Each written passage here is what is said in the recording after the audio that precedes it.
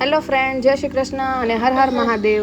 નમસ્તે મિત્રો, આજે હું બનાવવાની છું ખૂબ જ સોફ્ટ અને સ્પોન્જી રવા કેક, જે ખાવામાં ખૂબ જ ટેસ્ટી લાગે છે. આ કેક એટલી ફ્લફી અને લાઇટ બની છે કે મોઢામાં નાખતા જ ઓગળી જાય છે. અને સૌથી મજાની વાત તો એ છે કે આમાં ઓવનની જરૂર નથી. તો ચાલો શરૂ કરીએ આજની યમી રેસીપી.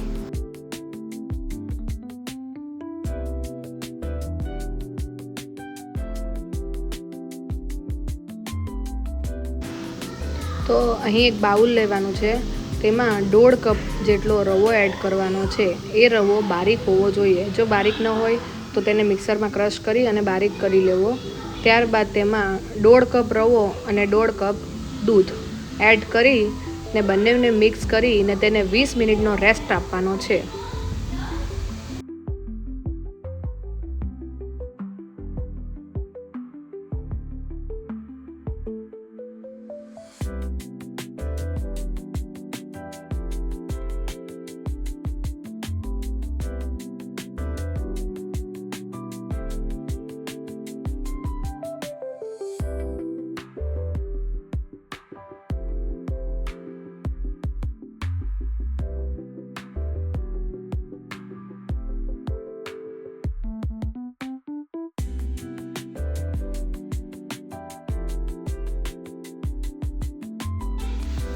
તો ફ્રેન્ડ્સ, અહીં 20 મિનિટનું રેસ્ટ થઈ ગયું છે. તો ત્યારબાદ તેમાં 4 tablespoon milk powder, half cup sugar powder, 1 tablespoon baking powder, half tablespoon baking soda અને 1 ટેબલસ્પૂન વેનીલા એસેન્સ એડ કરી લેવાનું છે.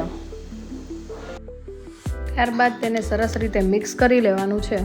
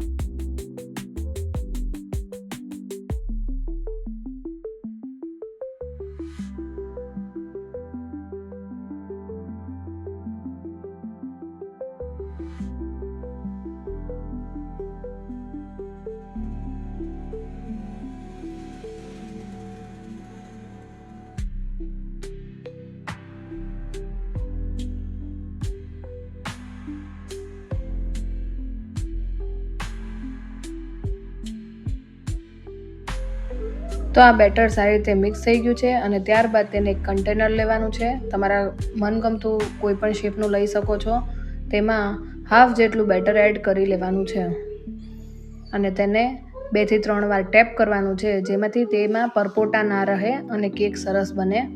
અને ત્યારબાદ તે હાફ વધેલું બેટરમાં આપણે 1 થી 2 ટેબલસ્પૂન કોકો પાવડર એડ કરવાનું છે અને તેને સરસ રીતે મિક્સ કરી લેવાનું છે. ત્યારબાદ તે બેટરને કન્ટેનરમાં એડ કરી લેવાનું છે.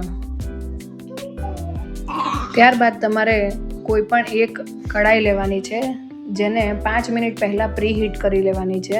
તમે કઢાઈ પણ લઈ શકો, કુકર પણ લઈ શકો, જે તમારી પાસે વાસણ અવેલેબલ હોય તે વાસણને 5 મિનિટ પહેલાં પ્રીહીટ કરી લેવાનું છે અને તેને કેકને મૂકી અને તેને 25 થી 30 મિનિટ સુધી ધીમા ગેસ ઉપર બેક થવા દેવાનું છે. તો ફ્રેન્ડ્સ, રેડી છે આપણી સોફ્ટ અને સ્પોન્જી રવા કેક, જે એકદમ પરફેક્ટ, હલકી મીઠી અને ખૂબ જ ટેસ્ટી.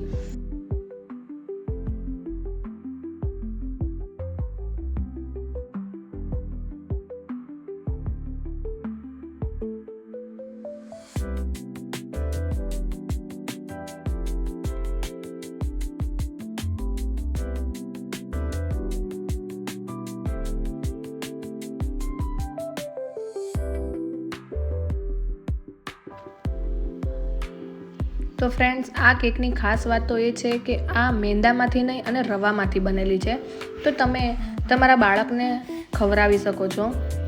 આમાં શુગર પાવડરની જગ્યા પર તમે જેગરી પાવડર પણ એડ કરી શકો છો, જે ખૂબ જ સરસ હેલ્ધી બની જશે.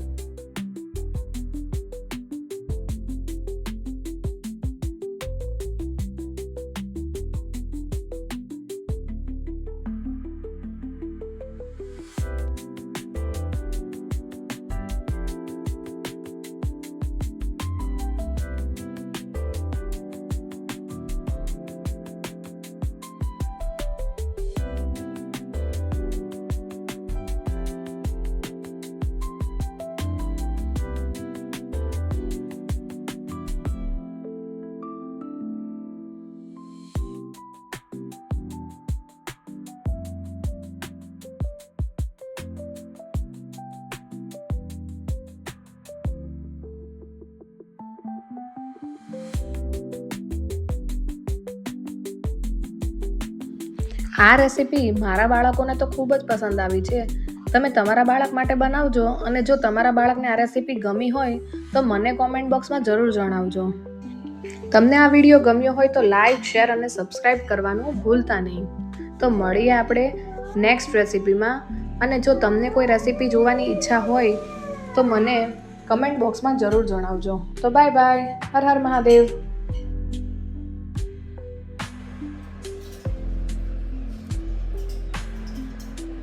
Like, share and subscribe.